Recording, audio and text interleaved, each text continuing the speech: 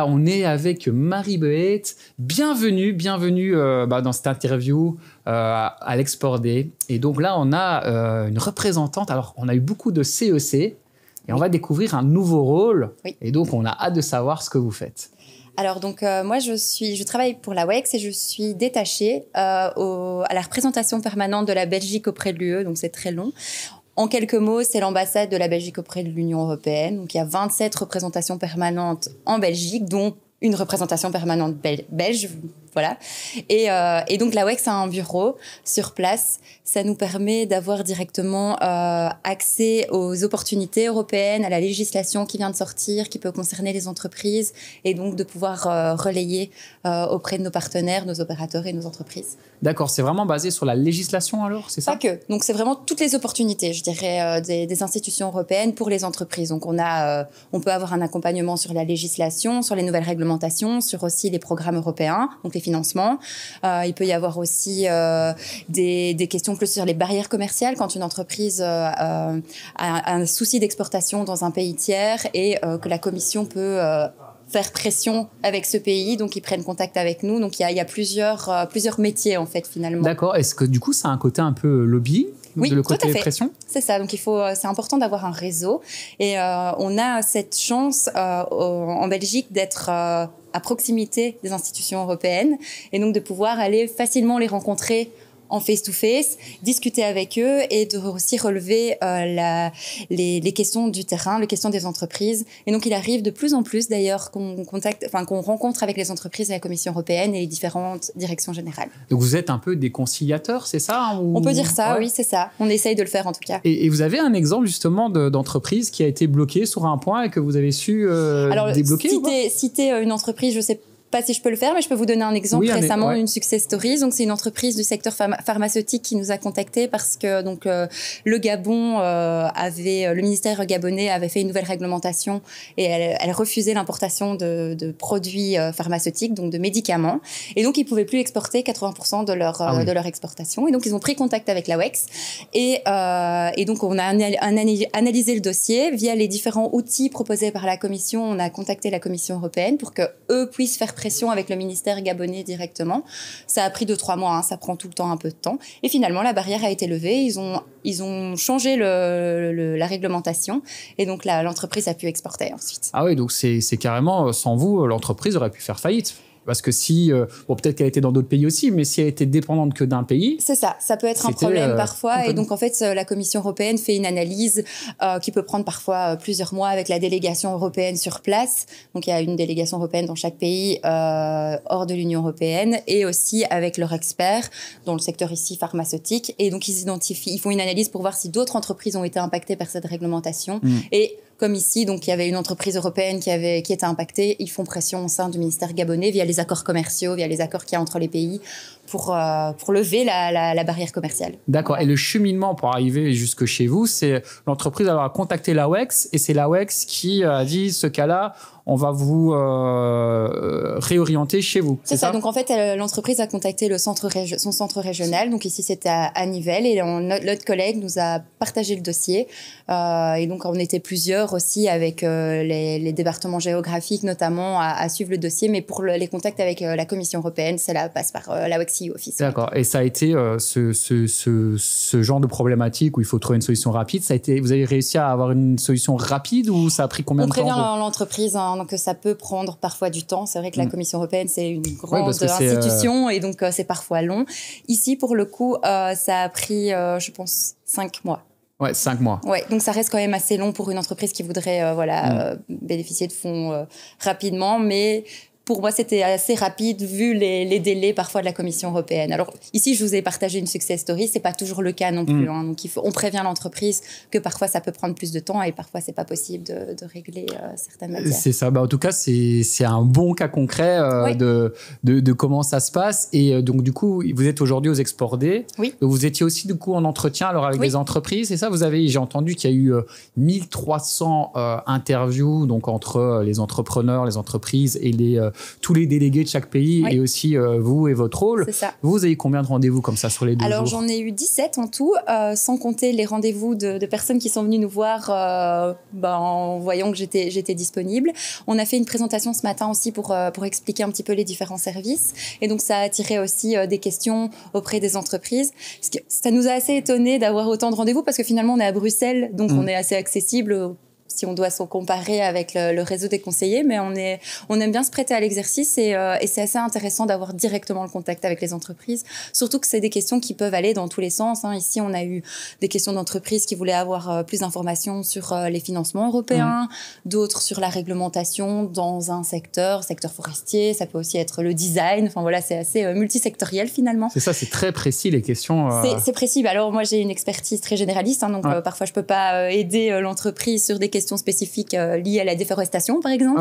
Mais je peux transférer aux collègues au sein de la Commission européenne ou voir analyser vous aussi. Êtes comme on dit, le single point of contact et vous savez après réorienter vers. Exactement. J'essaye en tout cas. C'est ça. Donc vous avez beaucoup de contacts dans la Commission européenne. Oui, c'est ça. Vous êtes en permanence en. C'est important le contact, le réseau au sein de la Commission européenne. Dès qu'on a une personne de contact, après d'avoir les présentations, de se montrer, d'être présent. Et le fait d'être à Bruxelles, dans le quartier européen, ça n'a pas de prix. Ouais, c'est ça. On se rend compte du pouvoir de l'AEX parce que dans les autres interviews, on a vu que l'AEX était capable de connecter des boîtes avec juste le prince d'Arabie Saoudite. Et là, vous, c'est carrément le lobbying à la Commission européenne. C'est très, très puissant. Et justement, parce qu'il y a plein de boîtes qui connaissent pas l'AEX et qui se disent, mais est-ce que c'est pour nous? Et peut-être qu'ils n'osent pas comment dire, s'internationaliser. Voilà, je vais arriver sur le mot. J'hésite à exporter, internationaliser. Qu'est-ce que vous pourriez leur donner comme conseil pour se dire mais non, allez-y, nous on est là pour vous, on a plein de conseils, on est là pour vous aider. Qu'est-ce que vous pourriez dire à ces boîtes qui n'osent pas un peu créer leur success story ailleurs aussi? Mais déjà, je pense que aller à la WEX, juste rencontrer les centres régionaux pour avoir une première information des opportunités de financement et des services aussi de la WEX, ça peut être une belle première étape pour ces entreprises, parce que c'est vrai qu'on est une économie assez ouverte en Belgique et en Wallonie, et donc pour elles, il y a une multitude d'opportunités dans différents secteurs, et donc c'est vrai que ça c'est quelque chose il faut aller voir, rencontrer, c'est gratuit, rencontrer une personne du centre régional dans lequel l'entreprise est basée, et avoir déjà une idée de ce qui est possible de faire et de comment on peut les accompagner. Au niveau européen, c'est vrai que la démarche se fait plus dans un second temps. Il y a des aides européennes pour les entreprises, pour les startups, mais c'est vrai qu'il est compliqué. Il ne faut pas avoir peur de le dire, d'y accéder. Et donc, quand une entreprise n'est pas prête, je ne vais pas lui dire d'y aller d'office. Donc, je ne vais pas la forcer, entre guillemets, à y aller, mais plutôt lui dire, tiens, vous avez ces opportunités-là et peut-être que plus tard, ce sera intéressant pour vous. Donc, voilà. Et justement, est-ce que vous avez souvent ce genre de réflexe des entreprises qui viennent chez vous et en fait, elles n'étaient pas au courant de toutes ces opportunités qui existent et qui se disent mais waouh, heureusement qu'on est venu vous voir parce qu'on n'était pas du tout au courant de tout ça. Ça arrive souvent, ça? Ça arrive souvent, mais par contre, c'est vrai qu'il y a quand même une crainte d'aller chercher du financement européen parce que au niveau administratif, il y a vraiment un travail de fond qui prend du temps avec un personnel qui doit être dédié. Et donc ça, c'est quelque chose qu'on essaye de dire aussi à l'entreprise et de prévenir.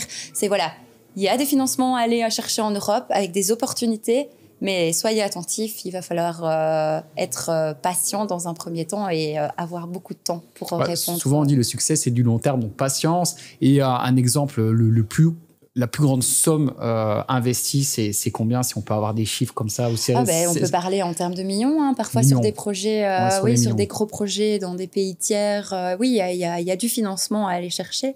Et alors, c'est vrai qu'en Wallonie, on a déjà pas mal de financement au niveau wallon. Donc, les entreprises vont aller dans un premier temps, ce qui est tout à fait logique, chercher le financement wallon. Mais il y a aussi des opportunités au niveau européen. Et voilà, en fonction de l'entreprise, on lui propose les différents programmes.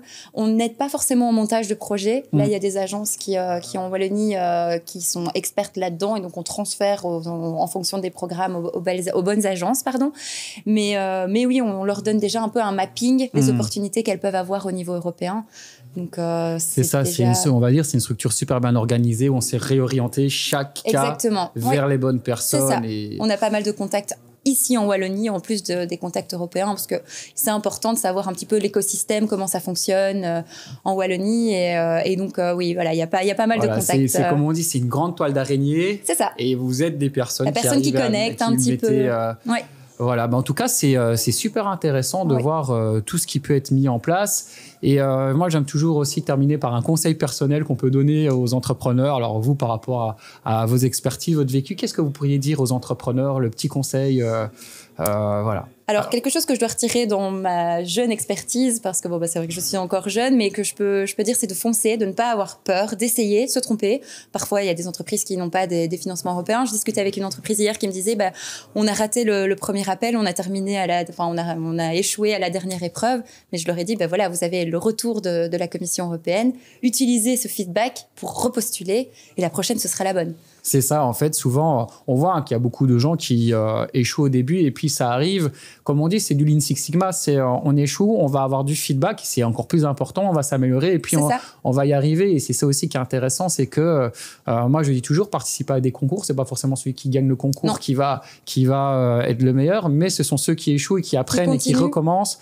Et après aussi, on se fait connaître. C'est ça, au niveau du réseau, on se fait connaître. Peut apporter, rien de participer, à demander, on connaît nos noms et c'est un peu le principe de familiarité. Au plus on nous connaît, à la fin on dit ok, eux ils en veulent aussi, ça commence à vraiment à bien être mature et à la fin on y arrive, souvent ça. Totalement. Et en fait, ce qu'on se rend compte aussi, c'est que il peut y avoir un échec, mais après, donc si ça fonctionne, et d'autres entreprises continuent à utiliser les financements européens et c'est toujours la même méthode. Et donc, ils savent comment ça fonctionne et donc, ils peuvent réussir 2, 3, 4, 5 appels européens. Et donc, voilà, c'est juste la première fois qui est difficile. Mais après... Voilà, il faut toujours passer par des moments de sortie de zone de confort difficile à la fin. Dans tout, finalement. On y arrive. Et dernière question, est-ce que tout simplement, vous passez un bon moment ici aux Export Day? Et est-ce que vous serez là l'année prochaine? Parce qu'on voit que c'est un événement en pleine croissance. Chaque fois, il y a de plus en plus de personnes. Voilà. Qu'est-ce que vous pourriez dire pour ceux qui se disent ils n'ont jamais été, pour les encourager à venir l'année prochaine? Mais même à des entreprises qui se posent des questions sur l'exportation, il y a aussi d'autres services ici, tout ce qui est accès aux douanes. Il y a plein de contacts à avoir, même si l'entreprise n'exporte pas encore dans un marché, elle peut rencontrer le conseiller économique sur place et déjà poser quelques questions de prospection, d'études de marché. Donc, je pense que ces rendez-vous sont hyper importants pour l'entreprise, surtout que tout le réseau est là en Belgique, en Wallonie pendant 2 jours. Et donc, c'est l'opportunité, plutôt que d'échanger par mail où on sait que parfois c'est compliqué. C'est impersonnel. Donc, complètement. Donc, je pense qu'il faut venir et prendre des rendez-vous, même si c'est parfois compliqué parce que les slots se remplissent assez facilement. 1300 rendez-vous en 2 jours. Et on va terminer avec cette conclusion. Vous allez me dire si vous êtes d'accord. Fièrement, on dit le talent wallon, c'est le moteur. Et puis le réseau, c'est l'accélérateur. Exactement. Et s'il y a les deux, il y a le talent et le réseau. Donc c'est une bonne conclusion. Oui. Voilà. Très bonne conclusion. Un grand merci et une bonne continuation aussi dans vos activités et continuez à faire du bon lobbying pour les entreprises wallonnes. Merci beaucoup. Merci. Merci.